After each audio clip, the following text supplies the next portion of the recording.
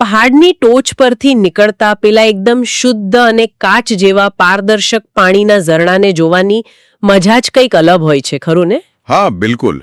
શરૂઆતમાં તો એ પાણી એટલું પવિત્ર અને નિર્મળ હોય છે કે તેને સીધું ખોબામાં ભરીને જ પી શકાય. બરાબર છે, પણ એટલે જેમ જેમ એ ઝરણું નીચે ઉતરીને નદી બને છે ને, મોટા શહેરો અને વસાહતોમાંથી પસાર થાય છે, ત્યારે તેમાં બધું કચરો અને પ્રદૂષણ ભળતું જાય છે. સાચી વાત છે. અને અંતે એ જ શુદ્ધ પાણીની નદી એક સાવ ડહોળા અને પ્રદૂષિત પ્રવાહમાં ફેરવાઈ જાય છે. હા, અને આ એક એવું દ્રશ્ય છે જે માત્ર પ્રકૃતિ પૂરતું સીમિત નથી લાગતું. મને એવું લાગે છે કે આ માનવ સમાજની દરેક મહાન વિચારધારાને પણ લાગુ પડે છે. 100%. કોઈ પણ ધર્મ કે વિચારધારા જ્યારે તેના મૂળ સ્વરૂપમાં પ્રગટ થાય છે ત્યારે તે પેલા પહાડી ઝરણા જેવી એકદમ શુદ્ધ જ હોય છે. અને પણ જ્યારે તેમાં પેલી માનવીય મહત્વાકાંક્ષાઓ, સત્તાની લાલસા અને સ્વાર્થ ભળે છે ત્યારે તેનું પતન શરૂ થાય છે. એક્ઝેક્ટલી.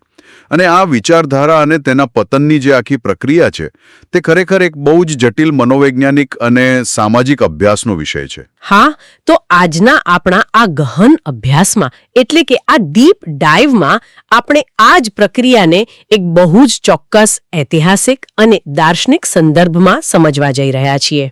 બરાબર.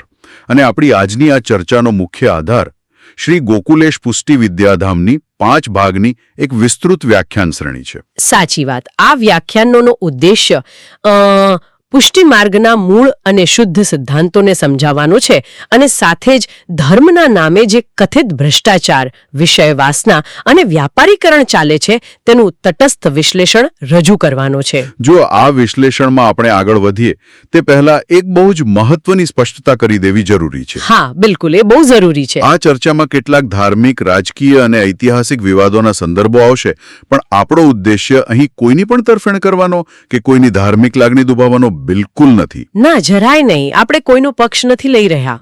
સાચી વાત.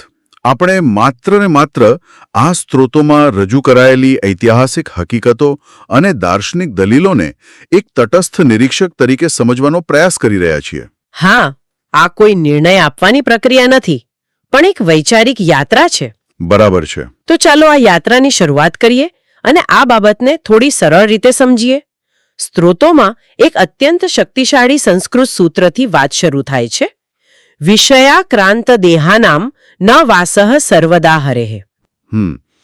આનો સીધો અને સરળ અર્થ એ થાય છે કે જે દેહ અને હૃદય સાંસારિક વાસનાઓ, ભૌતિક ઈચ્છાઓ અને વિષયોથી ઘેરાયેલું છે ત્યાં ઈશ્વરનો વાસ ક્યારે હોતો નથી. હા, એટલે મને પર્સનલી આ સિદ્ધાંત આપણા આજના આધુનિક સ્માર્ટફોન કે કોમ્પ્યુટરની ઓપરેટિંગ સિસ્ટમ સાથે ઘણો મળતો આવતો લાગે છે. ઓહ, અચ્છા. આ કમ્પ્યુટર સિસ્ટમ અને માનવ મનની સરખામણી કેવી રીતે કામ કરે છે એ જરા સમજાવો ને. જુઓ, ધારો કે કોઈ પાસે એકદમ આધુનિક અને શક્તિશાળી કોમ્પ્યુટર છે, પણ જો તેની સિસ્ટમમાં પહેલેથી જ કોઈ ભયંકર વાયરસ કે માલવેર ઘૂસી ગયો હોય તો શું થાય? તો પછી તેમાં ગમે તેટલો શુદ્ધ અને નવો સોફ્ટવેર ઇન્સ્ટોલ કરવાનો પ્રયાસ કરીએ એ ક્યારેય યોગ્ય રીતે કામ કરી જ ન શકે. બિલકુલ. વાયરસ આખી સિસ્ટમને કરપ્ટ કરી નાખશે. અહીં ઈશ્વરીય તત્વ કે શુદ્ધ ભક્તિ એ પેલો ઉચ્ચ કક્ષાનો સોફ્ટવેર છે અને માનવીય વાસનાઓ કે અહંકાર એ પેલો ખતરનાક માલવેર છે. બહુ જ સચોટ ઉદાહરણ છે. એટલે જ્યાં સુધી સિસ્ટમને પૂરેપૂરી ફોર્મેટ કરીને અંદરથી વાયરસને કાઢવામાં ન આવે ત્યાં સુધી શુદ્ધ સોફ્ટવેર નાખવો અશક્ય છે. વાસનાઓથી ભરેલા મનમાં ઈશ્વર ન પ્રવેશી શકે. હા, કારણ કે સિસ્ટમ પહેલેથી જ કરપ્ટ છે, રાઈટ? અને આ વાયરસ અને સિસ્ટમની વાતને જો આપણે સીધી 1862ના ઐતિહાસિક સમયગાળા સાથે જોડીએ તો ખ્યાલ આવશે કે ધાર્મિક સંગઠનોમાં આ માલવેર કેવી રીતે કામ કરે છે. હા, એટલે પેલા મહારાજ લાયબલ કેસની વાત ને? હા, એ જ. આ વ્યાખ્યાનોમાં 1862ના ઐતિહાસિક મહારાજ લાયબલ કેસનો બહુ સ્પષ્ટ ઉલ્લેખ છે અને સાથે લેખક સૌરભ શાહની નવલકથા પરથી બનેલી પેલી તાજેતરની ફિલ્મ મહારાજની પણ વાત આવે છે. ઓહ હા, એ ફિલ્મ તો બહુ જ ચર્ચામાં રહી હતી. સાચી વાત. આ ઐતિહાસિક ઘટના સમજવી બહુ જરૂરી છે. તે સમયે કરસનદાસ મુળજી નામના એક પત્રકારે સત્યપ્રકાશ નામના અખબારમાં અસલ ધર્મ અને ચાલુ ધર્મ એવો એક લેખ લખ્યો હતો. તેમાં તેમણે ખુલાસો કર્યો હતો કે કેવી રીતે અમુક ધાર્મિક આગેવાનોએ પોતાના અંગત સ્વાર્થ અને વાસનાઓ સંતોષવા ધર્મનો દુરુપયોગ કર્યો હતો. અને એના જ વિરોધમાં કરસનદાસ પર પેલો બદનશીકીનો એટલે કે લાઇબલ કેસ થયો હતો, બરાબર ને? હા, પણ બ્રિટિશ અદાલતમાં જ્યારે મૂળ શાસ્ત્રો રજૂ કરવામાં આવ્યા ત્યારે સાબિત થયું કે મૂળ ધર્મમાં આવી કોઈ જ વિકૃતિઓ માટે સ્થાન નહોતું. એટલે વક્તાનું માનવું છે કે અસામાજિક તત્વોએ સંપ્રદાયમાં ઘૂસીને તેને બદનામ કર્યો છે, પણ મૂળ સિદ્ધાંતોમાં કોઈ ખામી નહોતી. એક્ઝેક્ટલી. ખામી સિસ્ટમમાં ઘૂસેલા પેલા માનવીય વાયરસમાં હતી. અને આ વાયરસ માત્ર શારીરિક શોષણ પૂરતો સીમિત ન હતો, તે આર્થિક શોષણમાં પણ એટલો જ સક્રિય હતો. હા, આર્થિક શોષણ તો બહુ મોટો મુદ્દો છે. વ્યાખ્યાનમાં એક બહુ જ સચોટ અને આકરો શબ્દ વાપરવામાં આવ્યો છે, દેવલક વૃત્તિ. ઓહ, દેવલક વૃત્તિ એટલે કે ધર્મને વ્યવસાય બનાવી દેવો. બિલકુલ. ભગવાનના દર્શનને વેચવા, મનોરથોના નામે મોટી મોટી ટિકિટો રાખવી, ભક્તોની આસ્થાનો ઉપયોગ કરીને સંપત્તિ ભેગી કરવી, આ બધું જ મૂળ સિદ્ધાંતોની વિરુદ્ધ છે. સાચી વાત છે. ઈશ્વરને એક પ્રોડક્ટ બનાવીને બજારમાં મૂકી દેવાની આ વૃત્તિ એ ખરેખર સિસ્ટમનું સૌથી મોટું કરપ્શન છે. હા, આસ્થાનું બજાર જ થઈ ગયું ને. તો જો ધર્મના નામે આટલું બધું વ્યવસાયીકરણ અને શોષણ થતું હતું, તો પછી જે તે સમયે આનો બચાવ કયા આધારે થતો હતો? સંપ્રદાયના મૂળ સિદ્ધાંતો શું કહે છે? એ બહુ સારો પ્રશ્ન છે. આનો જવાબ આપણને શ્રી મહાપ્રભુજી એટલે કે વલ્લભાચાર્યજી દ્વારા રચિત ષોડશ ગ્રંથમાં મળે છે. ષોડશ ગ્રંથ એટલે પેલા 16 ગ્રંથો, રાઈટ? હા, આ 16 ગ્રંથો મૂળભૂત રીતે પુષ્ટિ માર્ગનું લેખિત બંધારણ છે. તેમાં બહુ સ્પષ્ટપણે લખાયું છે કે સાચો ધર્મ શું છે અને તેમાં માનવીય દખલગીરી કેવી રીતે ટાળવી જોઈએ. આ ગ્રંથમાં શું વિગતો આપેલી છે? જુઓ, આ ગ્રંથોનું વિશ્લેષણ ખરેખર આંખ ઉઘાડનારું છે. તેમાં પહેલો જ ગ્રંથ છે યમુનાષ્ટક. તેમાં સ્પષ્ટપણે એવો નવો દેહ માંગવામાં આવ્યા છે જે કામ, ક્રોધ, લોભ, મોહ, મદ અને મત્સર આ 6 શત્રુઓથી મુક્ત હોય. એટલે કે ભક્તિની શરૂઆત જ પોતાની જાતને આ દુનિયાવી વાયરસથી મુક્ત કરવાની શરત સાથે થાય છે. બરાબર. અને ત્યારબાદ બાલબોધ નામનો ગ્રંથ છે. તેમાં જણાવાયું છે કે કોઈ પણ પ્રકારના દંભ કે પાખંડ વિના પોતાના ધર્મનું પાલન કરવું જોઈએ. અને આ જ શૃંખલામાં પેલો સિદ્ધાંત મુક્તાવલી ગ્રંથ પણ બહુ જ મહત્વનો છે. હા, એમાં શું કહેવાયું છે?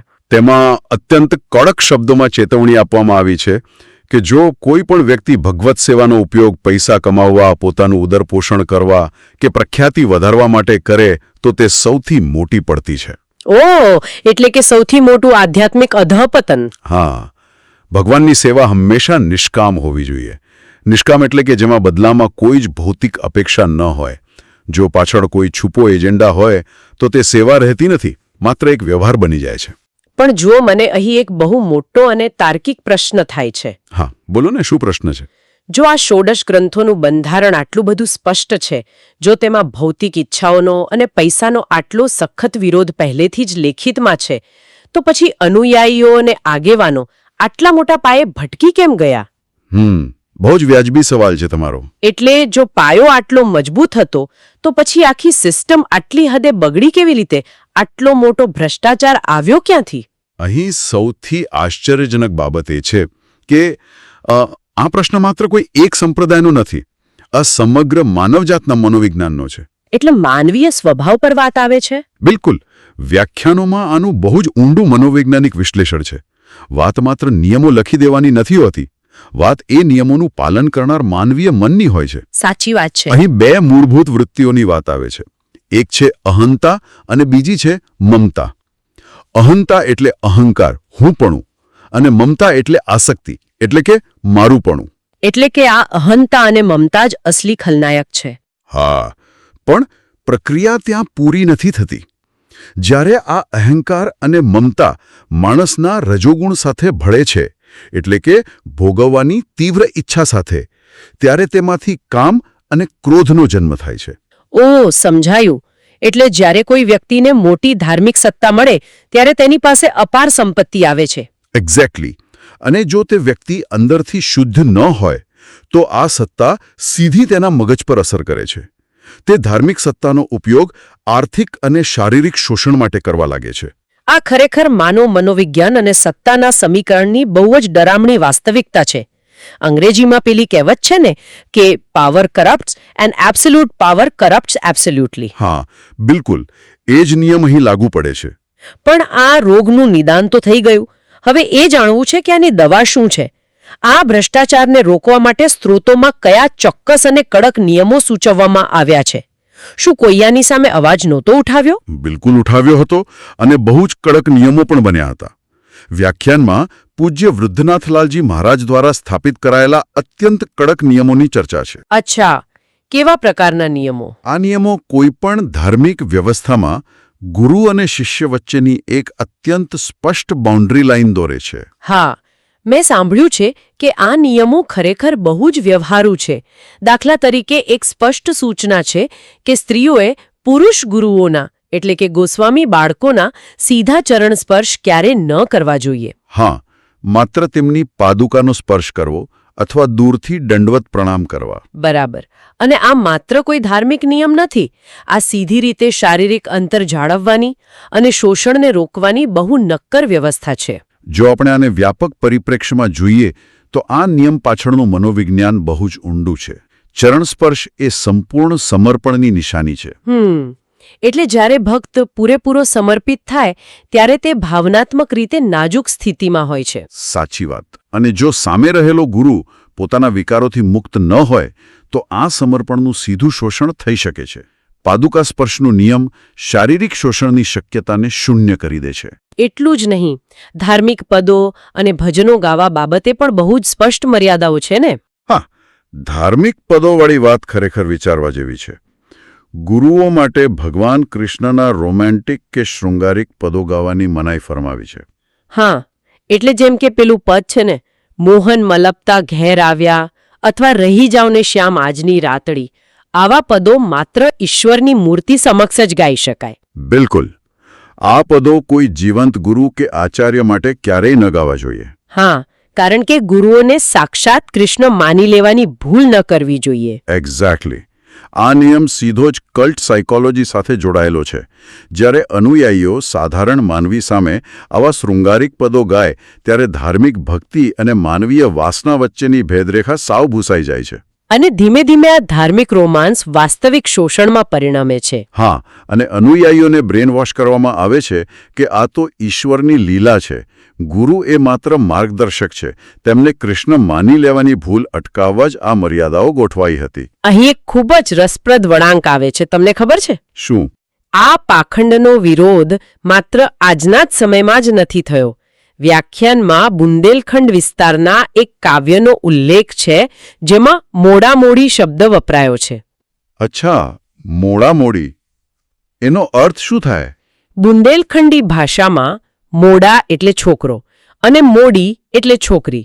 આ કાવ્ય એવા પાખંડીઓ માટે છે જેઓ દિવસે સમાજની સામે ભાઈ બહેન હોવાનો દેખાવ કરે છે અને રાત્રે બંધ બારણે પતિ પત્ની જેવો વ્યવહાર કરે છે. ઓ વાહ! એટલે સાહિત્યમાં પણ આ દંભ સામે અવાજ ઉઠ્યો છે? હા, સ્ત્રોતો આવા લોકોને પુષ્ટિમાર્ગનો કાદવ એટલે કે કીચડ ગણાવે છે. આ દર્શાવે છે કે સમાજમાં એક વર્ગ હંમેશા એવો રહ્યો છે જેણે આ ધાર્મિક દંભને ઓળખ્યો છે. જ્યારે મનુષ્યોને ભગવાન સમાન દરજ્જો આપવામાં આવે ત્યારે શોષણની શક્યતાઓ વધી જાય છે.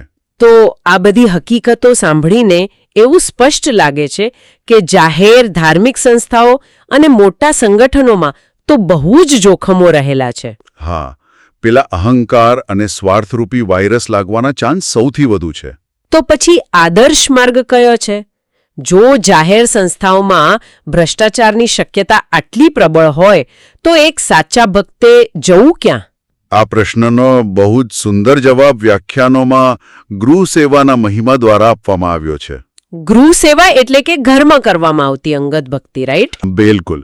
સ્ત્રોતો ભારપૂર્વક જણાવે છે કે સાચો પુષ્ટિમાર્ગ એ ભીડ, મોટા સંગઠનો, ટિકિટો વેચીને થતા દર્શન કે ભપકાદાર મનોરથોમાં નથી. તે તો એકાંતની ભક્તિ છે. હા, વક્તાએ તો પોતાના જીવનનું બહુ ચોક્કસ ઉદાહરણ આપ્યું છે કે તેઓ તેમના નિજગૃહમાં બિરાજતા ઠાકોરજીના દર્શન કોઈ બહારની વ્યક્તિને કરાવતા નથી. ખરેખર એટલી બધી ગુપ્તતા? હા, અરે દર્શન તો ઠીક, પણ ઘરમાં અંદર થતી આરતી કે પૂજા સમયે વાગતી ઘંટડીનો અવાજ પણ ઘરની બહાર ન જાય તેની તેઓ પૂરેપૂરી તકેદારી રાખે છે. ઓ વાહ, આ તો બહુ મોટો સંદેશ આપે છે. આનાથી એક બહુ જ મહત્વપૂર્ણ પ્રશ્ન ઊભો થાય છે આજના સમય માટે. હા, સોશિયલ મીડિયાવાળી વાત ને. હા જ તો. આજે આપણે એવા યુગમાં જીવીએ છીએ જ્યાં લોકો પોતાની ધાર્મિક યાત્રાઓ અને ઘરના પૂજાપાઠનું પણ સતત પ્રદર્શન કરે છે. ઇન્સ્ટાગ્રામ પર ફોટા મૂકે છે. બરાબર, એટલે ભક્તિ પણ હવે એક પ્રકારનું દેખાડાનું સાધન બની ગયું છે. એક્ઝેક્ટલી. પણ આ ગૃહ સેવાની ફિલોસોફી એવું શીખવે છે કે સાચી આધ્યાત્મિકતા અને શાંતિ કોઈ પણ પ્રકારના દેખાડા વગર એકદમ અંગત અને ગુપ્ત હોવી જોઈએ. સાચી વાત છે. જ્યાં દેખાડો છે ત્યાં અપેક્ષા છે, અને અપેક્ષા હોય ત્યાં નિષ્કામ ભક્તિ ક્યારેય શક્ય નથી. બિલકુલ. જ્યારે ધર્મનું પ્રદર્શન બંધ થાય ત્યારે જ સાચું આચરણ શરૂ થાય છે. તો આ ગહન અભ્યાસનું સમાપન કરતા આપણે મુખ્ય મુદ્દાઓને સમજી લઈએ. કોઈ પણ વિચારધારા તેના મૂળ સ્વરૂપમાં શુદ્ધ હોઈ શકે છે, પણ જ્યારે તેમાં સત્તાની લાલસા અને વિષયવાસના ભળે ત્યારે પતન નિશ્ચિત છે. સાચી વાત. અને સ્ત્રોતોમાં મહાપ્રભુજીના સિદ્ધાંતોનું જે આકરું અને તટસ્થ વિશ્લેષણ કરાયું છે તે વાસ્તવમાં આ પાખંડ સામેનો એક મોટો બળવો છે. હા, પણ આ બધા જ વિશ્લેષણ પછી કાર્યક્રમના અંતે એક બહુ જ મોટો અને ઊંડો વિચાર દરેક સાંભળનારના મનમાં મૂકવો જરૂરી છે. હા, ચોક્કસ. શું છે એ વિચાર? જો ઇતિહાસ સાક્ષી છે કે મોટા ધાર્મિક કે વૈચારિક સંગઠનો સમય જતા માનવીય નબળાઈઓ અને ભ્રષ્ટાચારનો શિકાર બને જ છે, તો શું કોઈ પણ પવિત્ર વિચારધારાને બચાવવાનો એકમાત્ર રસ્તો એ જ છે કે તેને સંગઠિત જ ન કરવી? ઓહ, એટલે કે તેને કોઈ સંસ્થાનું રૂપ જ ન આપવું. હા. શું ધર્મને માત્ર એક વ્યક્તિગત અને સંપૂર્ણપણે ખાનગી અનુભવ તરીકે જ રહેવા દેવામાં આવે તો જ તે શુદ્ધ રહી શકે? આ ખરેખર એક એવો પ્રશ્ન છે જેના પર સૌએ વિચારવાની જરૂર છે. બહુ જ સાચી અને ઊંડાણપૂર્વકની વાત છે આ. અને આ સાથે જ આપણે આપણી આજની ચર્ચા અહીં જ વિરામ આપીએ છીએ.